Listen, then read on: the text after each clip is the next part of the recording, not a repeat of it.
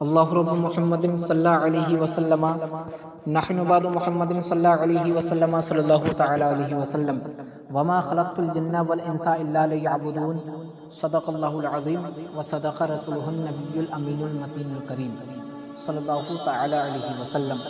حضرات، میں نے آج اس آیت کریمہ کو اپنا عنوان سخن اس لیے بنایا کیونکہ آج مجھے اعتکاف کے تعلق سے کچھ گفتگو کرنا ہے، چونکہ اعتکاف بھی اللہ کی عبادت ہی کا نام ہے۔ میں نے جس آیت کریمہ کی تلاوت کرنے کا شرف حاصل کیا، اللہ رب العزت فرماتا ہے وَمَا خَلَقْتُ الْجِنَّ وَالْإِنسَ إِلَّا لِيَعْبُدُونَ، میں نے انسان اور جن کو صرف اپنی عبادت کے لیے پیدا کیا۔ اور اعتکاف بھی اللہ کی ایک ایسی عبادت کا طریقہ ہے کہ جس کے وجہ سے انسان تمام دنیا سے لا تعلق ہو جاتا ہے، وہ صرف اور صرف مسجد میں اللہ کی رضا کے لیے معتکف ہو جاتا ہے۔ اعتکاف کی نیت سے مسجد میں ٹھہرتا ہے۔ اعتکاف کا لغوی معنی بھی ٹھہرنے کا آتا ہے، لیکن اصطلاح میں اعتکاف کی نیت سے اللہ کے واسطے مسجد میں ٹھہرنے کا نام اعتکاف ہے۔ اعتکاف تین قسم کا ہے: واجب، سنت مؤکدہ، مستحب۔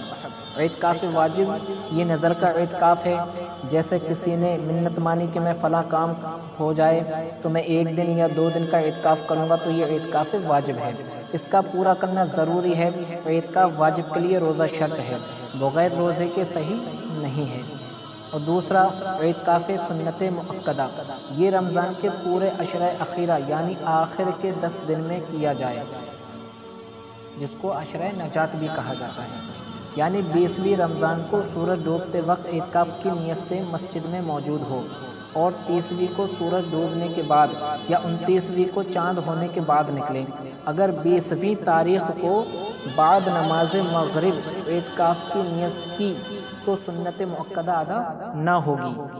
یہ اعتکاف سنت مؤکدہ کفایہ ہے، یعنی اگر کسی نے بھی مسجد میں اعتکاف نہ کیا تو اس بستی کے سب لوگوں کی گرفت ہوگی، اور اگر کسی ایک نے بھی کر لیا تو سب کے سب بری الذمہ ہو جائیں گے۔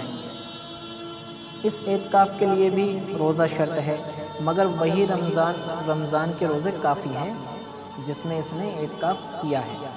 اب آخر میں اعتکاف واجب اور اعتکاف سنت مؤکدہ کے علاوہ جو اعتکاف کیا جائے وہ اعتکاف مستحب ہے۔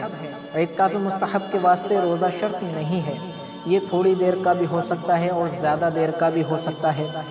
مسجد میں جب آئے اس اعتکاف کی نیت کر لینا چاہیے، تھوڑی ہی دیر مسجد میں رہ کر چلا جائے، جب مسجد سے باہر نکلے گا تو اعتکاف ختم ہو جائے گا۔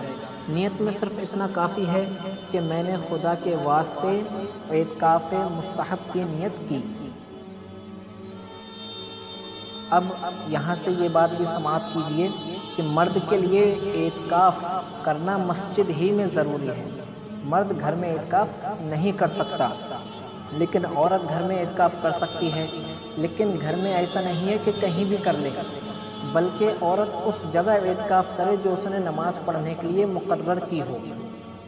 جب وہ عورت وہاں اعتکاف کرے گی تو وہاں سے بلا عذر شرعی اگر نکل گئی، وہ جہاں وہ نماز پڑھتی ہو جو اس نے اعتکاف کے لیے نماز کے لیے مقرر کی تھی، اگر وہ وہاں سے بلا ضرورت نکل گئی تو اس کا اعتکاف جاتا رہا، اگرچہ وہ گھر ہی میں موجود ہو، تب بھی اس کا اعتکاف ٹوٹ جائے گا۔ اسی طرح سے اگر مرد مسجد میں اعتکاف کر رہا ہے اور بلا ضرورت شرعی وہ وہاں سے باہر آ گیا تو اس کا اعتکاف ٹوٹ جائے گا، اور اس کا یہ ایسا فعل کرنا یہ حرام ہے۔ بلا ضرورت مسجد سے باہر نکلنا معتکف کا حرام ہے، ٹھیک ہے۔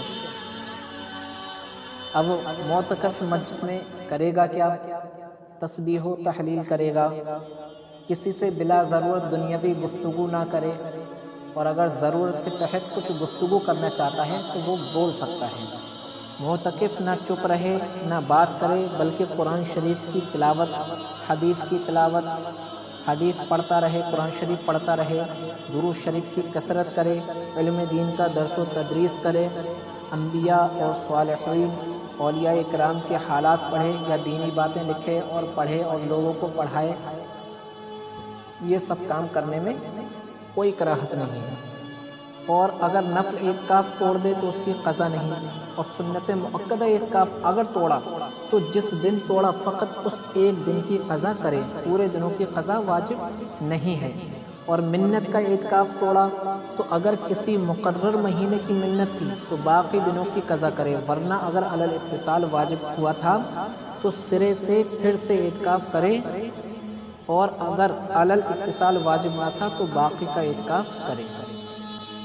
اعتکاف جس وجہ سے بھی ٹوٹے، چاہے قصدن ہو یا بلا قصد ہو، بہرحال قضا واجب ہے۔ اعتکاف کی بہت بڑی فضیلت ہے۔